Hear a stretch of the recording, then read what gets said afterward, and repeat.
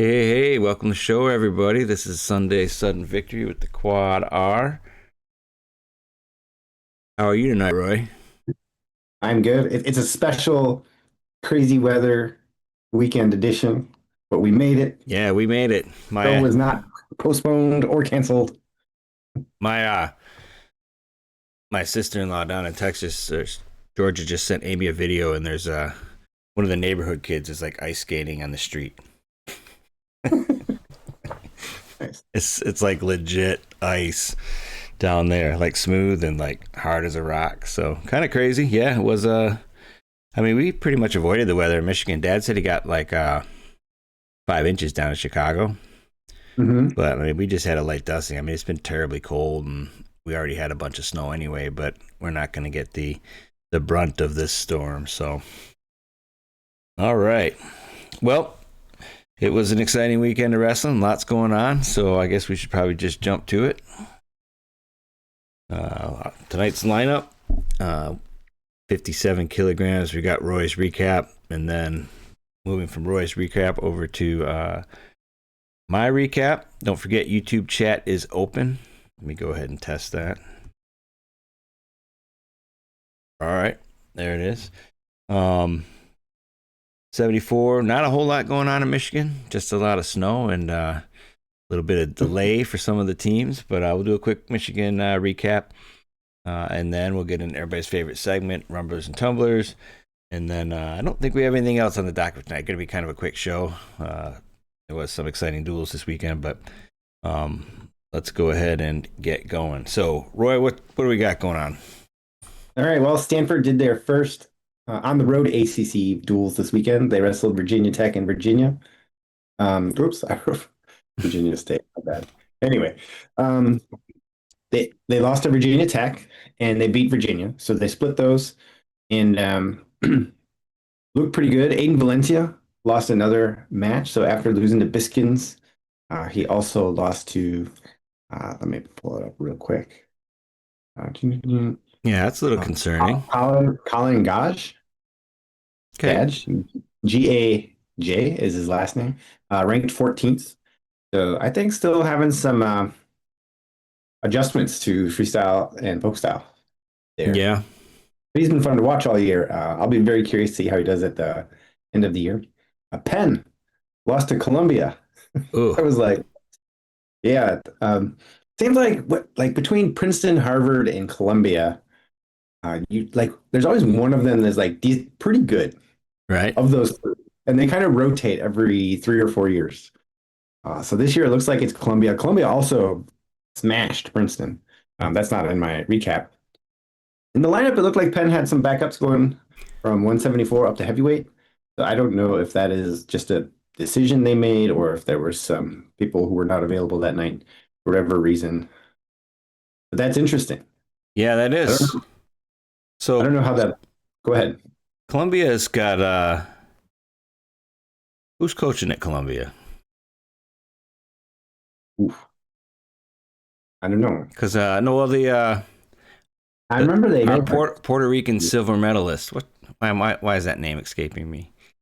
Rivera. Yeah, Yeah, he went over there Sebastian. from Rutgers. Yeah, Sebastian's over there. So Seabass is over there. I think That yeah. that was like the only reason I like drove to Michigan, Columbia last year to like see Seabass working the troops. So that might be it. Maybe that's Yeah, what's happening.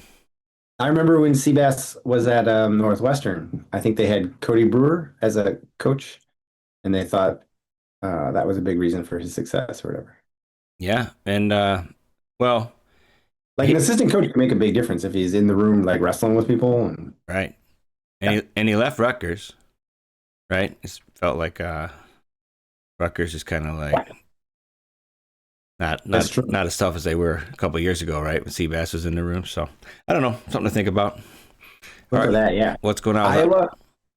They well, they came back. You know, we were talking about are they not even a trophy team? Are they going to have a finalist? And then it was on paper looking like Nebraska was going to beat them and continue the slide, and they came in and they beat Nebraska.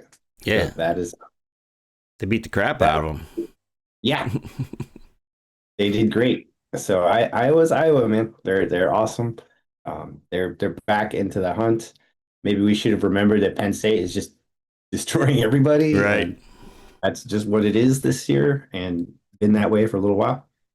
But Iowa's back, and Gabe Arnold, he's just like he's becoming like one of the most interesting stories of the year. Like, what weight is he going to wrestle?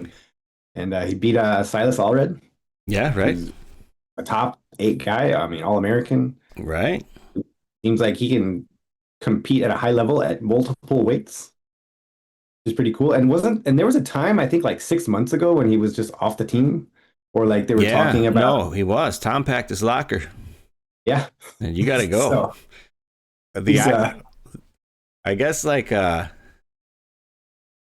he told me he couldn't go to a camp because he had already like obligated to some other camp and went on vacation with his girlfriend was like one of the stories. yeah, it was The like one of those things. the other story was he like blew up to like 210 pounds, but he just knew he was going to go 97. Right? He was playing 5D chess. Right. He's like looking. He's doing the math on the lineup. He's like, no, coach, this is the play right here. So who knows? I'm happy for him though, because like he seems to be a positive energy for the team, and like even when he's not starting, and so it's you forget he's not the most exciting and dynamic guy to watch, but he's a pretty darn good wrestler. Gabe Arnold for sure. And then all right, well my recap. So I got to watch Nebraska Ohio State today. It was great. Couple guys out. Patty was out. Cannon was out. So I mean that probably lessened the. I mean I don't know, like LJ Raju versus like Patty Gallagher. I probably think LJ's it's at least a 50-50 anyway. So that wasn't like a huge difference. And like obviously when you're Ohio State, you have pretty decent backups, But the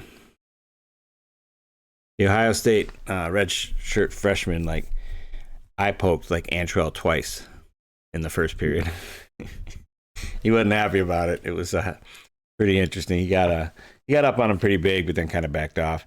But it was all setting up to be like so, right? They're breaking these record crowds and everything, and like everybody's going crazy, and then Andrews gets the win at 97 to put him up by 2. AJ's got this revenge match against Feldman. He's going out there. It's like this was going to be the epic splits moment, the crowd going wild, and like it's I mean it was all just set up for everything, and then like I mean AJ did nothing. I mean it was like crazy. It's like he's just so like it just appears to be like he's fearful to go under these heavyweights, he's fearful to shoot legs, and then like so he hangs his leg out there, like that little game he plays where he sort of stands straight up and puts his leg out there, and like but heavyweights don't play that game, right? Yeah. I mean you might trick a 97-pounder into grabbing your leg and then you get the bug smash him, but like heavyweights are looking at him like, no, I'm not going for that. Right. I'm fully content to sit here and like That's like lesson 1 of being a heavyweight. right. Yeah, Don't exactly. go under that. Even a bad heavyweight knows not to shoot on somebody's legs. So it's like he has to figure something out. He has to figure out some offense. And whatever, go back to the double or I don't know what it is, but he has to figure out some offense. And I was like just so ready for that, that moment. And it was kind of deflating. But anyway, I also noticed that Iowa like bounced back. Turns out they're not terrible. I mean, when you as the duel was going, like as the Iowa duel was happening with Nebraska, and then you start looking at the matchups, you're like, yeah, I mean, Iowa was probably a pretty big favorite in this. People just forget, right? So, I mean, yeah, but I mean, even the ones that lost, did you see the Nasir takedown that he didn't get? Yeah, I did see that. Yeah. I mean, they could have won that match. For sure. I kind of think I think they did win that match. Right. So, yeah, though Patrick Kenny did have 2 stalls. I can't understand that. and they never awarded a point. So anyway, but I digress. 133 is now the best weight. Everyone says 157. Everyone's arguing about the best weight this year. 184 is stacked, but with Seidel joining, with Jax Forrest joining, I think 133 is the easily the best weight. Though there is some news there that we're not gonna like talk about on this show. But Seidel beat Knox, but that's a lot of people beating Knox this year. So Yeah. but he also crushed at Midlands. I mean, he's a super talented guy. So that's fun. And then Weather Chaos, right? So um, Michigan State, is postponed to tomorrow. CMU didn't make the drive down to Indiana or wherever they were going. So lots of postponements, delays, and things like that related to the weather, which kind of sucks in a sport like wrestling because guys are making weight and stuff like that. It's not fun to push a duel. So MSU lost to Purdue, even though Purdue did lose to Drexel, but they Gave some hope. they handle business against Michigan State, and then today's duel against Indiana is pushed to tomorrow.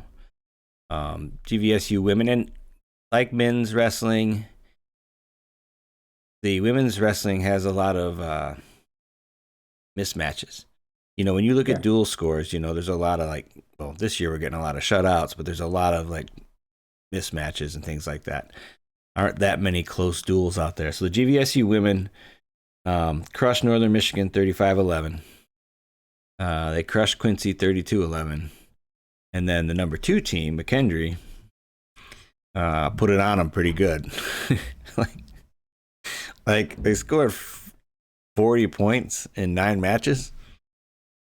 Yeah. I mean, that's doing the math on that. That's a pretty good whooping, for sure. So, but it is interesting. I mean, I guess you see it on the guy's side too, and I mean, it's like you'll see like North Carolina will blank a team, and then that team will blank another team, especially when you start mixing D1 and D2 and events and stuff like that. So, anyway, it's out there.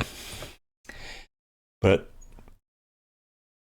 all right, everybody's favorite segment, Rumblers and Tumblers. Roy, why don't you go ahead and give us a brief introduction to this? Okay, a Rumbler is somebody who is moving up in the spiritual rankings. What that means is if they were considered to be an AA person, now they're maybe in the finalist conversation. If they were ranked maybe in the 10 to 20 or even just 10 to anywhere range, now they're moving into the AA conversation. Or this is someone who was off the radar and now they're in the AA or blood round conversation. My Tumblr is going in the opposite direction. So this is someone who was ranked highly, maybe thought of as a finalist or a returning champ or something like that, and now they're kind of moving down in the conversation, wondering if they'll even AA, or if they were in the AA, probably going to be AA conversation. It looks like they're going in the opposite direction. All right, excellent. Thank you. And it should be noted when you are a Rumbler or a Tumblr, we are accountable to following you for the rest of the year. Right. So that's what we do first. We do our accountability check-in, looking at Rumblers. So Minto, former Tumblr, who is now current Rumbler, split ranked matches. Okay. So he lost, quote unquote, to Patrick Kennedy, even though they forgot to call or give a stalling point in that match the way I watched it. But anyway, and then he beat Karsha, which is a big win. Yeah. So he got it done against Ohio State, did not get it done against Iowa. Aiden Sinclair with a big win over Z-Ride. I'm going for that. That's my new nickname. You like it? Yeah, I was going to say I like Z-Ride. Yeah, so Z-Ride, that's your Zach Ryder right there. Ryder block, win over Lamer. And again, that's not super shocking, probably pretty equivalent level guys, but it was big in the context, right? I mean, Iowa got their, they got their butts kicked the week before, and they wanted to come in and make a statement. And in Nebraska, in Lincoln, and Nebraska thought, all right, this is the year we get Iowa, and that was like 4 matches in, and like they started thinking about next year. But yeah, so big effort there by Ryder Block. Posada put it on Sonny Sasso, so he continues to roll, continues to get better in his freshman campaign, and excited to see what he does in the tournament. I didn't actually look this one up, but I'm pretty sure Josh Barr pinned somebody this weekend. That's just right. That's just a carryover from last week, but I'm like, I'm pretty confident that happened. Like Obi-Wan Kenobi, you just Right. like you felt the disturbance in the force and Yeah. just cleared on the. I'm sure Zach Barr pinned somebody this weekend. Um, Amos, the win over Hopkey. Yeah. Hopkey's that guy who's keeps it close, but he's number 8 in WrestleStat. Not sure where he is ranked otherwise, but he continues to roll. Davino with a win over Van D. Look good. And Consiglio got a ranked win as well. So Yeah. Rumblers are still rumbling, or Tumblers. AJ had the repeat loss to the Ohio State University. Feldman handled him again in And denied the overtime. split. Yeah, split denial, right? But sorry to like stay on this. I meant to say this earlier, but he did beat Ben Keeter He did. and then didn't do the splits, like notably. Ah. They just had a little prayer moment at the end of the match. Oh, yeah. And did that take away the splits energy? I feel like you got to do that all the time, or because it is showboating if you only do it some of the time. Right. It just has to be like accepted routine. Right. Um, yeah, he definitely, right. It would have been kind of funny if Feldman did, but at the end of the duel, Double birds and everything. did the whole oh hi oh thing, and like, uh, and then Ryan. That'd be funny.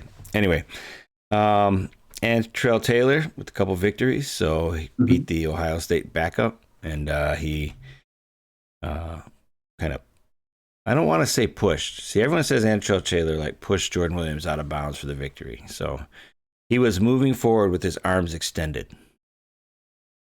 Okay. So there's a subtle difference. Like a push is like, you're pushing a guy.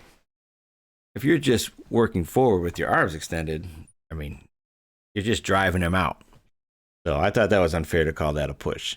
He was not pushing him. He was just driving him out, and there was no resistance. So Jake Ayala with a win over Van D. Like a dominant performance. Looked really good. So he bounced back well. Ryan Jack lost to a top 15 opponent at UNC, North Carolina. Tom Brand's got a little bit of mojo back, Yep. crushing Nebraska. They spent a lot of time that week getting better. That's right. Getting better. And then Knox was majored by Seidel. So I don't know. I think for the most part, people are who they are over the course of a season. It's kind of like Brock Hardy. Yeah, yeah. Well, 30 and 33 is so deep this year. Yeah. Knox could be just as good as he was, but Right. they added in 5 awesome guys. Mm-hmm. He's run into a few of them already. All right, not a wrestler's fighting me about this push out. No, it's like there's a push and then there's a drive, and okay. All right, Roy, who's your rumbler? I picked Columbia. Just as a team, I'm going to be following them. Traditionally, Columbia is usually, at least when I've been following for the last decade or two, had a couple good guys. Maybe some people that are ranked 12 to 16 range and might get to the blood round and sometimes have an All-American, but that's been kind of like their overall vibe. But when I looked at that Columbia versus Princeton duel, I think it was like 32-3 or something like that. I was like, what? And then on X Penn posted, we're starting our Ivy duels against Columbia. And I was like, okay, great, let's go. And then I saw they lost. So this was not a team I was like necessarily following up till now, but they got to be pretty good. Yeah, no, right? Seabass gonna get himself an All American or something like so. Right. We shall see. All right.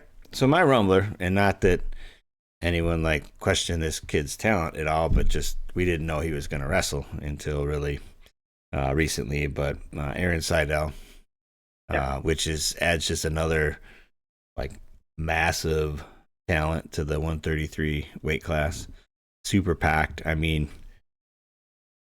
you know, it's there's going to be some really good wrestlers that don't AA on that podium this year, and going to be a bloodbath, and it's going to be pretty fun to watch. So Not just that, but I think there's more than four guys that have like a real legitimate shot at winning the yeah, title. I mean, you got obviously Bird did it. You Yeah, can't Bird, discount him. You got Blaze. You got Blaze, Forrest. Uh, of course. Crookham, depending on his status. Seidel. How could Seidel, you right? like, after what he's done so far? Yeah, Who else do we got here?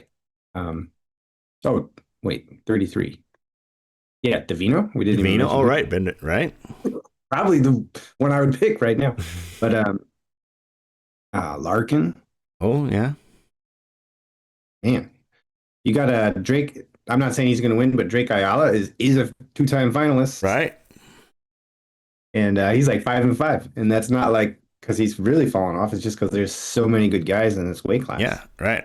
All those guys he lost to are ranked like in the top six, or Hmm. something, or like whatever, like something close to that.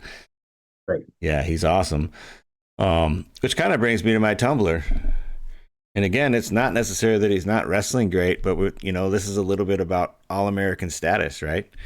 And like Jacob Van D did All American last year, but like there's been so much talent injected into the weight. I would say that like I think at this point I'd probably be surprised if Jacob Van D All American at the weight.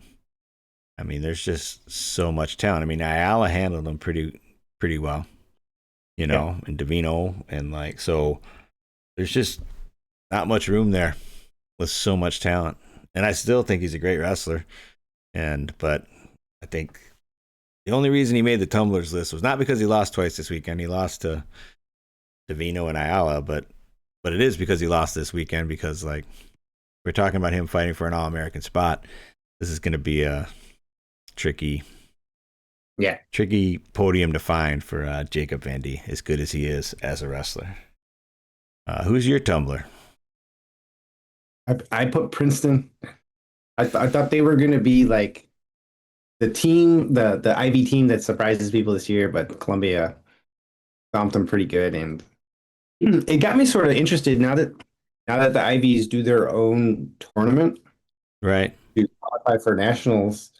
I was wondering how many allocations they'll have. I mean, Cornell is obviously awesome, and Penn is like pretty decent, and Columbia just beat Penn, so let's say Columbia is decent or maybe pretty good. right. But I don't know. I'm not 100% sure how the new rules work. If they'll get like one per weight, and then they'll have to count on wildcards. So Princeton, which is a team that has had good people recently, might have nobody at nationals. Yeah, so I mean, obviously they really fell off when Ayers left. Yeah, I mean, that was I mean, that's been this when I was in college is when Princeton came back. I mean, they didn't even have a program for a couple of years, and so just them having six wrestlers on their team was a big deal. But then, yeah, they were like good for a while, and now it seems like going. They're just like an all over the place program. Kind of interesting to watch. yeah, that COVID team he had was gonna be great. Yeah, So that season that Ivies didn't wrestle, yeah, yeah. like he had a phenomenal team put together there. So, but yeah, no, Yeah. I don't know what's. I mean, the Ivy, like you say, they go up and down. There's always going to be a certain amount of kids from. I mean, there's great wrestling in the Northeast. There's great wrestling in Pennsylvania. There's great wrestling in New Jersey. There's great wrestling in New York. There's just a lot of great wrestling in that area. So there's always going to be some subset of like really smart kids that are good wrestlers, that want to go to the Ivies. But to be really, really good now, you kind of I mean, the best teams all have like RTCs, right? Yeah. So I don't think. Princeton has an Oh, that's RTC, right. don't There's that New York, right? The New York Training Center. They share it, right? they? Or no, wait. Does Princeton share with Rutgers? I think so. The New York Athletic Club, Columbia. actually, yeah, I thought Princeton had an RTC before Rutgers. Yeah, I gotta look this up because I thought Princeton had an RTC, but it doesn't seem like it anymore. Right. Like something happened there. Because wasn't Nate Jackson when he kind of burst on the scene? Oh, handsome Nate. I think he was at the Princeton RTC at Yeah, that time. right. I think you're right. I think they may have one. Yeah. Yeah. All right. Well, we'll see where Princeton ends up. Or actually, we probably won't. Oh, we will. As you, Fourth in the Ivy. right, they're now officially tracked, but probably won't run into too many Princeton wrestlers at the tournament Yeah. for sure. All right, so we didn't talk a lot about like Penn State, but they won. Yeah. I have a hard time just even watching. I mean, I'll be completely honest. I didn't watch a single Penn State match this weekend. I mean, going in, it's going to be like somewhere between 45 and 52-0 type score. It's like not if you're not a fan, it's not very like compelling. Yeah. And then in Oklahoma State, they took it to Missouri pretty good. Obviously Sinclair got that big victory, but and then Missouri came back and beat somebody. So